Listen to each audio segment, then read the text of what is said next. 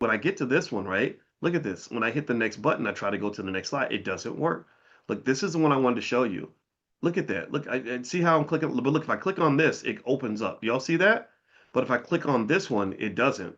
Isn't that interesting? Again, I'm not being a conspiracy theorist, but here's what it says. Let me tell you what it says, and I'll tell you my conspiracy why it's kind of freaking me out. Is I literally said voting doesn't increase black wealth. Investing does. And some people get mad at me when I say that because they think that I'm telling people not to vote.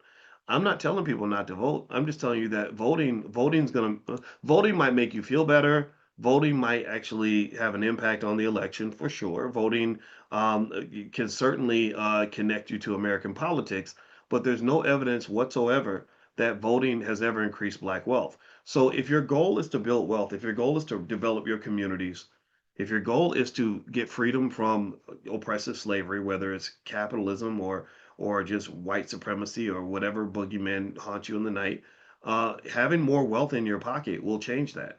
If you give me a choice between seriously, what do you all think? If you had a choice between being a rich black man and a poor white man in America, which would you rather be?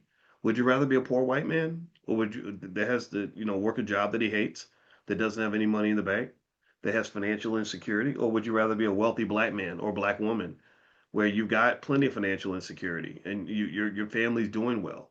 You're not feeling economic stress. Which would you prefer? What do y'all think? Answer me in the chat. Which do you think will be better? Right? And again, I'm not sitting here saying that racism doesn't exist. I mean, sure, if you have a choice between being a poor black man and a poor white man, then yeah, obviously there's an advantage there. Whiteness has an advantage. But what wealth really does, honestly, when you are an investor, wealth kind of overrides a lot of stuff. I think the great Ozzie Davis, the actor who's married to Ruby Dee, he said it on Arsenio 30 years ago, and I didn't understand it at the time, but I paid attention. He said America can forgive you for being black, but it'll never forgive you for being poor.